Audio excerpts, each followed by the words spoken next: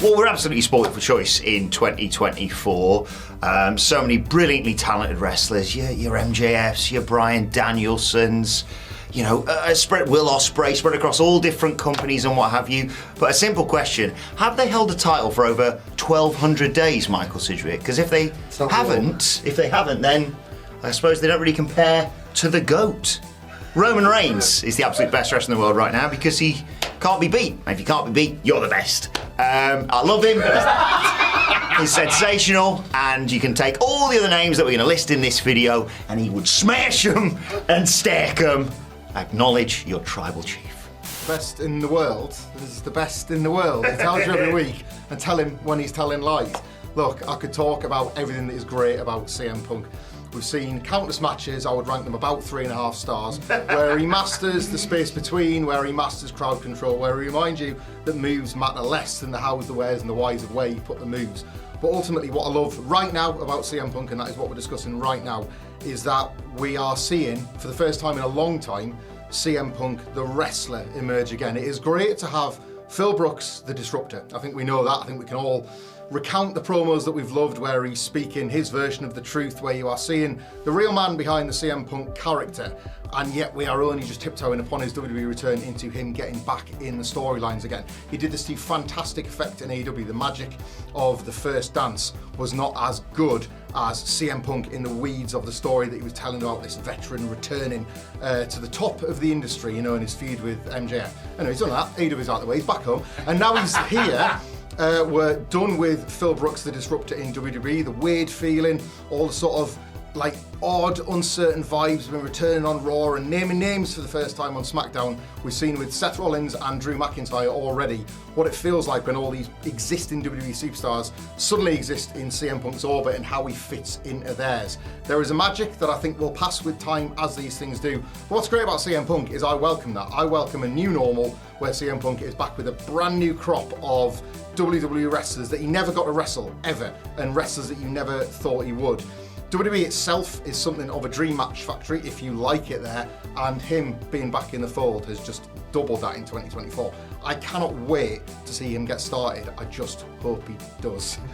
We're actually really spoiled right now because there are multiple really great picks for the best wrestler in the world right now. Obviously, it depends on what you're looking for, and if you're looking for character, then there's one that's better than the rest, and you know it.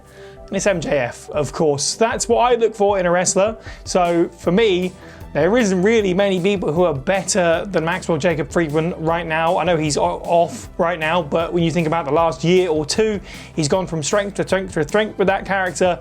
And even turning face, I don't know, it's not to everyone's taste. And I will join in with the chorus that said that the Devil storyline was a complete mess. It's a chicken salad situation. MJF at least took what he was given and made it entertaining in his own right, made his part entertaining, at least to watch. Not necessarily the best stuff on TV, certainly, but everything up until that point was pretty strong. I saw a lot of weird drop-off for MJF at the end of last year, which I don't understand because the face turn otherwise was done in such a real, sympathetic way, which I enjoyed. He did all the stuff earlier last year with the Iron Man match, which was incredible, proving his in-ring prowess as well. And he's just always constantly sort of magnetic, mesmerizing, engaging, and most importantly, I guess, must-watch TV. Even when AEW is having a bum week, if MJF is on the card, at least whatever he did was great. You can pretty much guarantee it. I don't think he's been involved in that many bad segments ever. He's had a pretty consistent record, which is really important when you talk about who the best wrestler in the world is right now. So I was torn with this one because there was a few in my head. Bryan Danielson popped up in ring. I don't think there's anyone that can touch him. And then I was thinking like an outsider chance of like Gunther, just because he's been on an incredible run in WWE without kind of compromising his own style within the WWE platform, and made like that Intercontinental Championship like the best it's been in 20 years. Like no one's topped it. But in terms of just best in the world, says it on his t-shirt right now, I can't not say CM Punk. He has this weird connection with the fans that has never really like been explained, or like nobody really knows what it is exactly, but it's a certain magic that he has. And he went away from wrestling for 7 years and people were still chanting his name at shows. And it's like, and he didn't even speak about wrestling. He didn't like at once acknowledge that he was even a wrestler for 7 years and people were still chanting his goddamn name. Came back at the first dance, and that one moment of his return on that show is possibly one of like the greatest moment in wrestling history, like ever. Like that crowd reaction and the kind of the goosebumps and the magic behind it. It was absolutely incredible. And it's a mix of his in-ring stuff is great, his mic work is great, obviously, his like kayfabe storytelling, the thing he did with MJF was like the best thing AEW has ever done as far as I'm concerned. But then he's also got Phil Brooks, this weird guy who beats people up backstage, and like people can never stop talking about what he's doing behind the scenes, and both of these work together in some bizarre way to just make him the most compelling guy in wrestling today. No one can bring me to a product like CM Punk can, and whenever the magic runs out in WWE, he'll just beat someone up backstage again, and it'll be right back there, and we'll be talking about him again, and it'll be absolutely brilliant. And yeah, I just love him. Who is the best wrestler on planet Earth right now, I hear you ask? Well, to me, in my mind, in my heart, it's Bryan Danielson, the American Dragon, because this, like last year in particular, he has been on form. Yeah, he's been injured a few times. He's just literally obliterated his body to the point of it breaking and snapping, but that doesn't matter. No matter what match you put this man in, it's pretty much guaranteed to get like 4 stars and above at this point, isn't it? He is just determined to produce wonderful magic every time he steps in between the ropes. As a character, he's probably one of the more three-dimensional figures in all of wrestling. You understand why he's doing what he's doing over the next year or so now. His last full-time year in all of wrestling, he's doing it because he wants to get back home to his family and be with his daughter and be with his wife and all this kind of good, lovely stuff. And it makes you care for him, but then at the same time, this is a person who, when you put him in the ring with somebody like, I don't know, Daniel Garcia or Eddie Kingston, you're praying that they just beat the hell out of him because he's so sadistic and just awful and dreadful, and you're like, oh, he just relishes in pain, or other people's pain, and probably his own, to be honest, because he gets busted open every other match. So I think that is, well, they're all reasons why this guy right now is operating at the peak of his powers, and it's his last full-time year, and he's operating at that level, which is madness. Like that Okada match that you just had recently was sensational. It's already like a match of the year contender, and we've just started 2024 at the time of this recording in particular. And yeah, I don't know. I don't know what more you want really for an argument when it comes to this guy, this Danielson, this dragon. He does it all. His promos are exceptional. His promos right now, especially in the Continental Classic, you believed every single word this man said because he believed every word that he said. He's a real person. He's not a wrestler. This guy just wants to kick your ass, and he enjoys doing it. That's why he's my best in the world right now. So to give you a bit of variety of answers on this video, I decided to take a totally different approach. We've heard some very good objective arguments from you gentlemen so far, and I've gone entirely subjective because I'm not good at making objective arguments. I'm just going to tell you what I like. What do I watch pro wrestling for? I don't necessarily watch it for the most beautiful moonsault or the snappiest execution of a jumping knee strike or perfect coordination as the shoulder shoots off the mat on a free count at 2.999 like Okada does so well, and Omega and all these other guys. I don't necessarily watch it for 7-foot giants, even though I love 7-foot giants. I don't necessarily watch it for 6-pack abs. I don't necessarily watch it for 40-minute epics. I don't necessarily watch it for high spots or anything like that. I watch it because I want to feel something. I watch it because I'm a jaded old bugger at 36 years old. I'm a seen-it-all type who's been watching pro wrestling since I was 5 years old, so starting in 1992, I've seen every single trope, I've seen every single feud layout, match layout, plot, promo, whatever.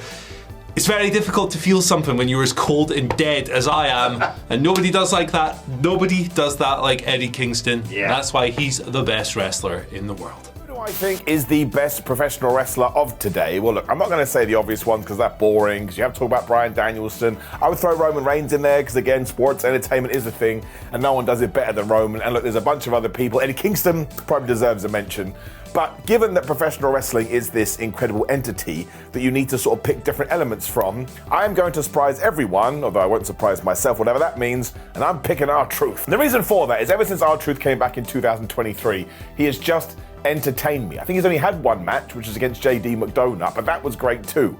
But I mean, he has crazy longevity anyway, and he hasn't aged a day, which also deserves some kind of a call out. But you know, obviously, when you're talking about 5-star matches or however the hell you want to describe it, I think Truth is probably capable of that, but he's not doing that right now. But what he does do is he reminds me that wrestling is fun. He always makes me laugh. He puts a smile on my face. And when I am done watching Raw or a segment where he's in, I never feel like he stole away my time. I never feel like I've made a mistake. I never feel like I've made an error. I just feel good about myself and I feel good about life. And I don't think these kind of characters are called out enough, especially because Truth has kind of made a career out of this for the last 10 years. And it goes to show that wrestling isn't just about what you do inside the ring. Of course, that's massively important. And if you're in a serious angle, you need to be able to pull the trigger.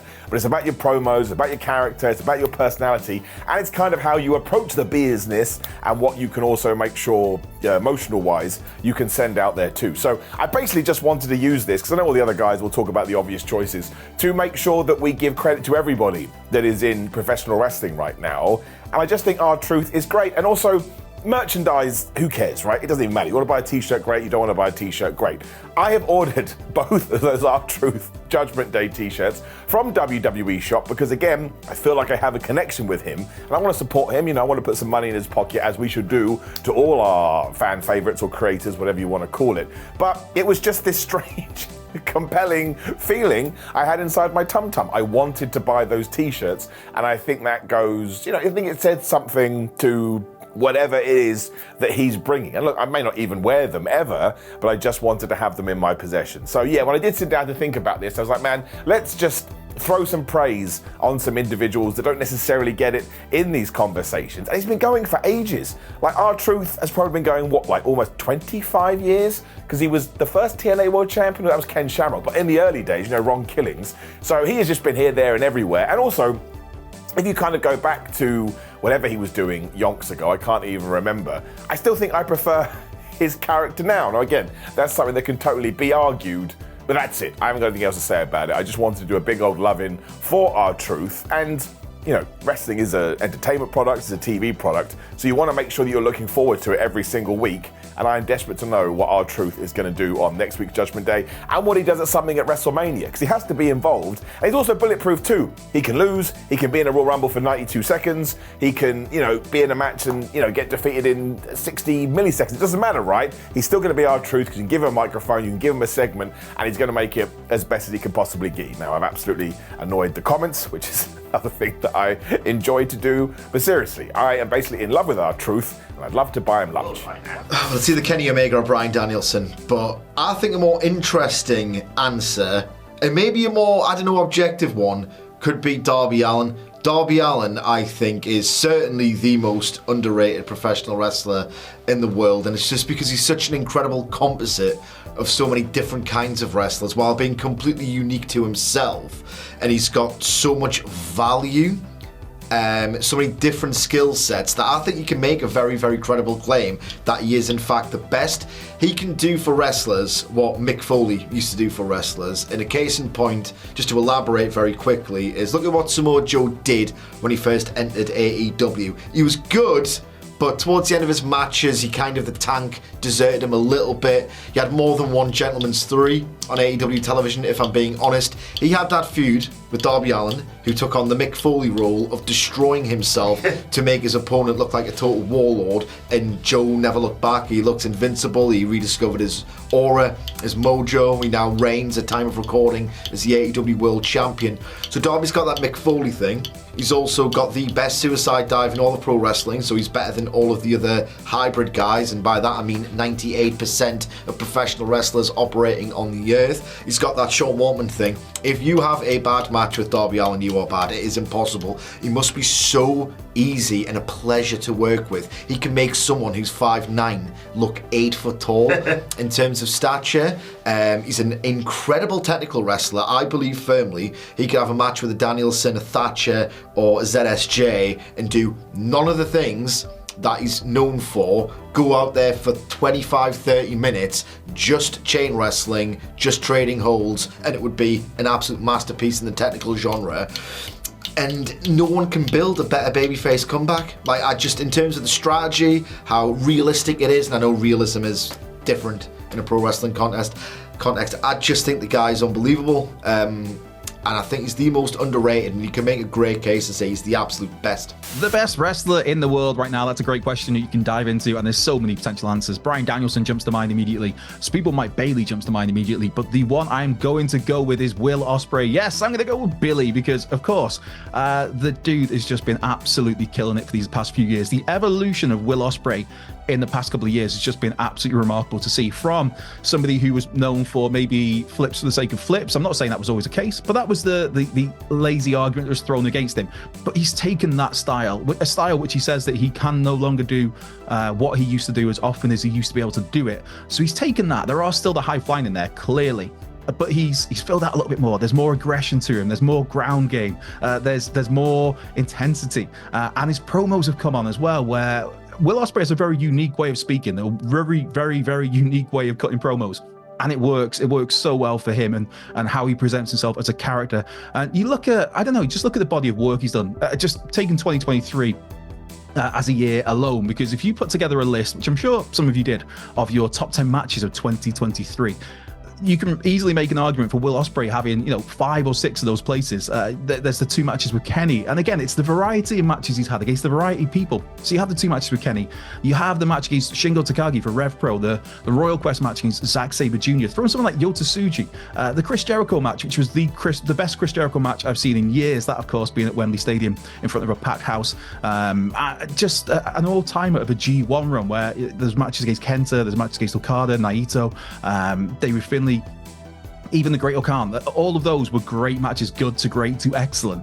In Will Ospreay, Tony Khan has somebody special arriving in his company, and to think he's only 30 years of age. AEW, that's a masterstroke signing him, and I think that the sky is absolutely the limit for Will Ospreay. He can be as big of a star as he wants to be, affording the right platform in AEW and being used the right way, which is always a big if when it comes to Tony Khan and AEW. But you've got someone there who you can immediately plug him in as a main event talent, immediately make him a big deal. He can make AEW must-see television at times when sometimes it may not be must-see television. Will Ospreay is that guy. He is that good, whether it's just as a in-ring presence, or if it's just as a TV presence. He brings eyes to things. Stick him in the main event of All In London next year. This year even. We're in 2024 now as I'm recording this. Why did they say that next year? And also, maybe even strap him up at All In. You could do that. Make him world champ. The point being, there's a star there. There's one of the biggest stars on the planet there. And to me, he is the very best wrestler in the world right now. Now, please don't fumble it, Tony Khan. Please. I'm asking you. Please, please, please, please. Nice one.